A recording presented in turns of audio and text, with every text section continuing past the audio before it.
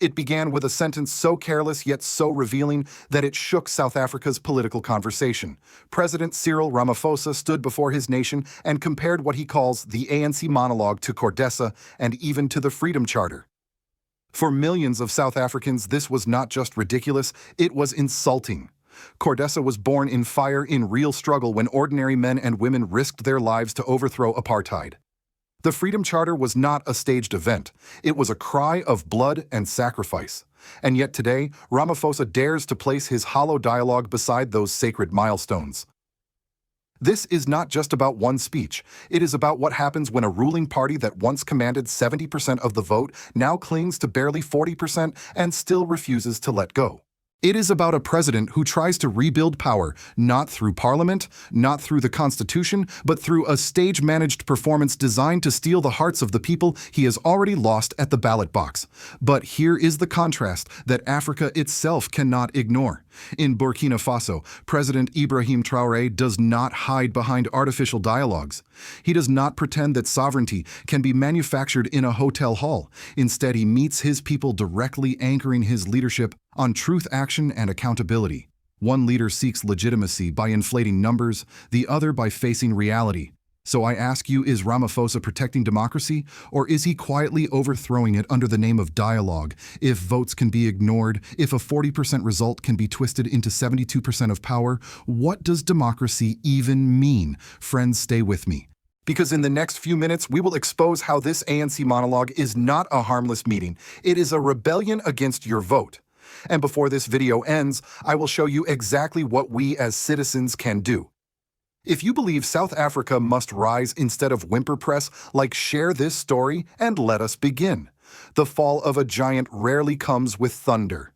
More often, it arrives quietly in percentages that slip downward year after year until the once mighty colossus is revealed as hollow.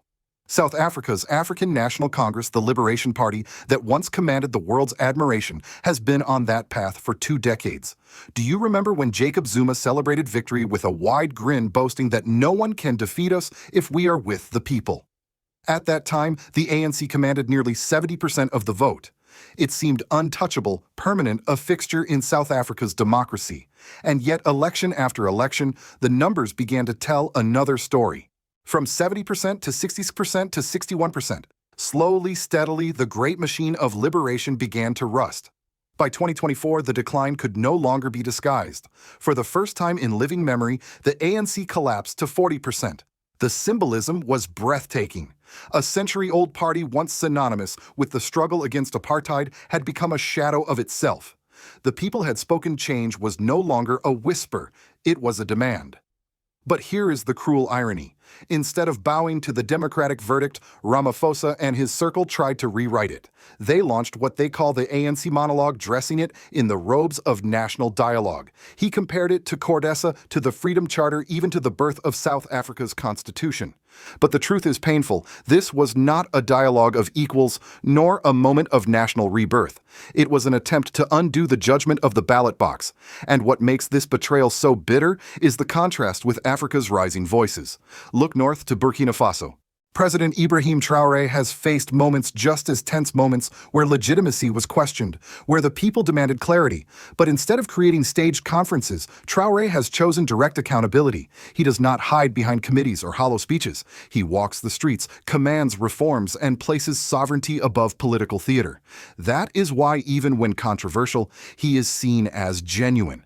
Meanwhile, in South Africa, Ramaphosa's performance feels like the opposite. The ANC monologue gathered foundation civic groups, even some unions, but quickly lost legitimacy. One by one, the Democratic Alliance, the Economic Freedom Fighters Action SAMK, the Freedom Front all pulled out. Even the heavyweights of civil society withdrew. What was left was not a dialogue. It was a stage play. A theater where Ramaphosa stood alone pretending to listen, while the real institutions of governance, parliament, cabinet, judiciary were nowhere to be found. The symbolism could not be clearer. Parliament had said, "You earned 40%. Ramaphosa replied, "No, I am 72%. Parliament had demanded accountability. Ramaphosa offered spectacle. And while the ANC supporters clapped politely, the country at large saw something else, the quiet death of democratic practice. Not with a bang, but with a whimper. This then is the heart of the crisis. The ANC's decline is not just about losing votes. It is about what happens when a ruling party so used to power cannot imagine life without it. It is about the lengths to which it will go to reinvent its authority, even at the cost of the Constitution itself. And that is why this moment matters, not just for South Africa, but for Africa. Because across the continent, new models of leadership are emerging, some flawed, some inspiring. The question is, which model will South Africa choose? Will it be the staged monologue of a tired elite, or the direct accountability demanded by a younger generation, the kind of accountability symbolized today by leaders like Ibrahim Traoré? The so-called ANC monologue reached its peak not in unity, but in chaos.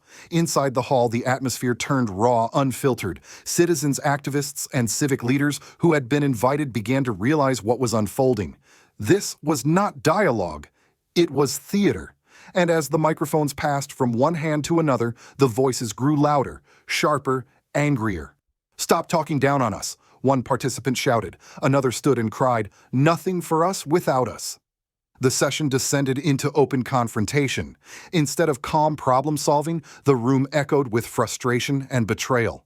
What was supposed to be national healing had become national shouting. Ramaphosa's comparison of this noisy gathering to Cordessa and the Freedom Charter only fueled the anger. Cordessa was the moment the apartheid regime met the liberation movement to negotiate a new order. The Freedom Charter was written with the blood and sweat of people who dreamed of justice. But here was a president stripped of legitimacy, trying to cloak his 40% defeat with the garments of history. To many, it felt like blasphemy against the very struggle that birthed South Africa's democracy. The reaction was not only from the floor. Major political parties had already walked away. The Democratic Alliance dismissed the process as unconstitutional. The economic freedom fighters labeled it a farce. Action SA and MK accused Ramaphosa of attempting to create a parallel parliament.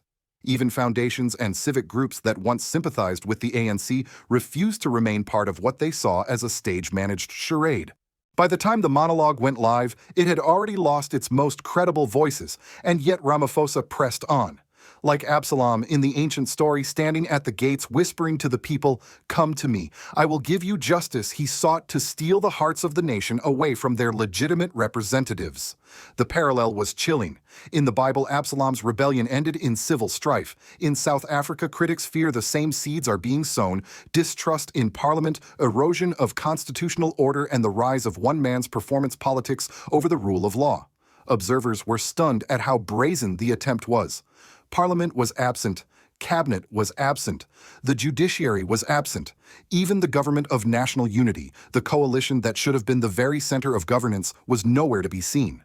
All that remained was a president speaking to a hall of restless voices, pretending to orchestrate a nation.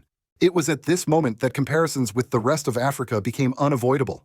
In Burkina Faso, President Ibrahim Traoré has also faced moments of upheaval, but his approach has been radically different. Rather than creating a show of dialogue, Traoré has chosen to confront hard realities, nationalizing gold mines, building housing projects, and reshaping institutions. Whether one agrees or not, his actions are concrete, not theatrical. His authority comes not from a staged audience, but from decisions felt in the lives of ordinary people. This is why the ANC monologue hit such a nerve. South Africans looked at the shouting hall and saw emptiness. They looked abroad and saw leaders, even in fragile states, daring to make bold choices. The contrast was too stark to ignore. For the people inside that room, the climax came when one participant, exasperated, raised their voice above the din. "You don't decide for us. Spend more time listening to us than telling us what to do." The cry captured the essence of the day. It was not just anger at Ramaphosa. It was a lament for what South Africa's democracy was supposed to be, a place where the people's voice mattered, not where their votes were rewritten in the language of false revolutions. The fallout was immediate. Media outlets highlighted the chaos. Analysts described the dialogue as a rebellion against the voter. Citizens outside the hall shook their heads in disbelief. "We voted for change," one man said on the street, "and they gave us this circus." In that moment, the ANC monologue became a symbol of something larger, the desperation of a ruling party that had lost its majority yet refused to lose its grip. The crescendo was not applause, but disillusionment, not unity, but fragmentation. And as the dust settled, one truth remained: South Africa had reached a breaking point. When the noise of the ANC monologue finally faded, the consequences became clear. What had been dressed as a national dialogue left behind not unity, but fractures. For ordinary South Africans, it was another sign that the political elite were no longer listening. For the country's institutions, it was proof of how fragile the democratic order had become. The first consequence was the sidelining of parliament. According to South Africa's constitution, parliament is where national dialogue belongs. It is where parties debate, where the people's representatives hold the executive to account. But in this case, parliament was ignored. Instead of addressing lawmakers, Ramaphosa built a parallel stage. He spoke not in the chamber, but in a hall filled with hand-picked voices. For many, this was nothing short of unconstitutional, a bypass of the very body meant to anchor the republic. The second consequence was the distortion of electoral legitimacy. The people had given the ANC 40% of the vote, a clear message that no single party should dominate. Yet Ramaphosa's cabinet appointments told a different story: 72% of seats filled by ANC loyalists. It was a mathematical sleight of hand that mocked the ballot box. To citizens, it felt like theft, not of money this time, but of their most sacred right, the vote. The third consequence rippled into society.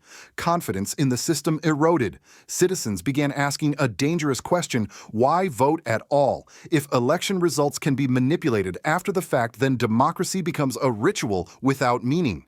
This loss of trust does not appear in headlines, but it eats away at the foundations of civic life. When the people stop believing in the power of their ballot, the path is opened for unrest, populism, or even authoritarian shortcuts. The fourth consequence was symbolic but profound. The ANC, once the global emblem of liberation, now stood accused of betraying the very principles it had once embodied. International observers noted the irony: a party born to fight apartheid now eroding the mechanisms of accountability. The shame of it weighed heavily on those who had once marched under its banners. And yet, while South Africa wrestled with disillusionment, comparisons abroad grew louder. In Burkina Faso, Ibrahim Traoré's government has also faced criticism, but one thing is undeniable: his reforms are tangible. He nationalized gold-launched housing projects, banned exploitative contracts. Whether one agrees or disagrees with his policies, they are rooted in clear action. In contrast, Ramaphosa's monologue produced no law, no reform, no policy, only words. The contrast was devastating. For South Africans, the practical effects were felt almost immediately. Prices continued to rise, unemployment stayed high, corruption cases stalled. And yet, instead of explaining solutions in Parliament, the president invested time and resources into a dialogue that many saw as hollow. Frustration boiled over not just in political circles, but in households where parents wondered how to feed their children while leaders played at politics. Civil society groups began to mobilize, filing petitions demanding answers from the Speaker of Parliament. Our parliament is supposed to be the people's voice, they argued, not a rubber stamp for the president's ambitions. But even here, memories of past failures lingered. Under Jacob Zuma, Parliament had already failed once to hold the executive accountable during the Nkandla scandal. Now, history seemed to be repeating itself. The social fabric frayed further. Young people, many of them first-time voters in 2024, spoke with bitterness. "We gave them our votes, they took our voices," one student said. The anger of the youth is no small matter in a country where more than half the population is under 30. When young citizens lose faith, the future of democracy itself is at risk. Thus, the ANC monologue left behind more than angry headlines. It left behind broken trust, a weakened parliament, and a cabinet that did not reflect the will of the people. It left behind a society unsure whether their vote mattered, and in a continent where other nations are experimenting with bold reforms, South Africa risked appearing as the outlier, a democracy in name, but not in practice. The ripples of the ANC monologue did not stop at South Africa's borders. Around the world, analysts and policymakers took notice. For decades, the African National Congress was celebrated internationally as the moral giant of liberation politics. It was the party that helped dismantle apartheid, the party of Mandela, the beacon of justice in a divided world. But now, from Washington to Brussels, headlines spoke of an uncomfortable truth: the ANC was no longer the unstoppable force it once claimed to be. In the United States, where democracy itself has been tested in recent years, observers drew uneasy parallels. What happens when a president refuses to accept the limits of a vote? What happens when the institutions meant to check power, parliament, judiciary, civil society, are sidelined by the executive? For older Americans who lived through Watergate or who remember contested elections, the scenes from Johannesburg felt strangely familiar. They knew the dangers of silence. They knew how fragile democracy can become when leaders bend the rules to suit themselves. The Western media framed Ramaphosa's dialogue as a rebellion against the voter. European outlets asked whether South Africa was slipping into a post-democratic phase where elections continue in form but lose their substance. Diplomats whispered concerns about stability. Investors wondered aloud if South Africa's institutions still provided the checks and balances that protect a free economy. And then came the contrast. While South Africa struggled to justify a hollow dialogue, other African nations were charting new, if controversial, courses. In Burkina Faso, Ibrahim Traoré stood as a vivid counterpoint. Instead of convening empty conferences, he was nationalizing resources, pushing reforms, and presenting himself not as a performer, but as a doer. For international audiences, the juxtaposition was striking: one leader inflating numbers and staging monologues, another insisting that sovereignty could only be proven through concrete action. For Washington, this raised uncomfortable questions.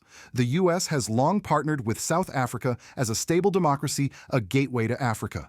But if South Africa's institutions falter, does that role weaken? And if citizens across the continent see leaders like Traore taking bold, visible steps while South Africa offers only words, where will African loyalties drift?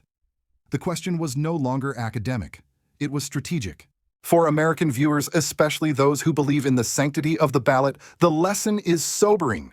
A vote means nothing if leaders can rewrite its outcome. Democracy survives not because leaders allow it, but because institutions and citizens defend it. And as South Africa's monologue unravels, it serves as a warning not just for Africa, but for every democracy. Silence is complicity. Democracy does not die in a single day. It does not collapse with the roar of tanks or the crash of parliament doors. More often, it fades quietly, vote by vote, speech by speech, monologue by monologue, until the people wake up one morning to realize that their voice no longer matters. That is the warning South Africa faces today. The ANC monologue may appear harmless to some, just another political event, another speech, another gathering. But beneath the surface, it represents something far more dangerous: the attempt to replace the authority of the ballot box with the authority of a stage-managed performance. When a president takes 40% of the vote and inflates it into 72% of power, he is not governing. He is rebelling against the people. This is why history feels so heavy in this moment. The same ANC that once carried the torch of liberation is now accused of betraying its legacy. And the choice before South Africa is stark: accept the slow erosion of democracy or demand that institutions, parliament, and citizens themselves rise to defend the Constitution. Across Africa, the winds are shifting. In Burkina Faso, Ibrahim Traoré is redefining what leadership means, not by pretending to hold dialogues, but by taking concrete steps that directly affect his people. Whether one agrees or not, he has made accountability and sovereignty the measure of his authority. That contrast is not meant to shame South Africa, but to remind it that alternatives exist. Africa's future does not have to be written in whispers. It can be written in action. So the question now is for you, the citizens, the viewers, the elders who remember Mandela's promise, and the young who cast their first ballot in 2024. Will South Africa rise, or will it whimper? Will you allow the monologue to replace your vote, or will you insist that your parliament do its duty and hold the president accountable? You have the power to answer. Please share this video if you believe citizens must defend their vote. Subscribe if you believe the truth is more important than political headlines. And leave your comment below. Do you think President Ramaphosa is safeguarding democracy or quietly undermining it? Should South Africa follow the path of staged dialogues or the path of sovereignty and accountability, like Burkina Faso under President Ibrahim Traoré? History will not remember the speeches. It will remember whether the people spoke back.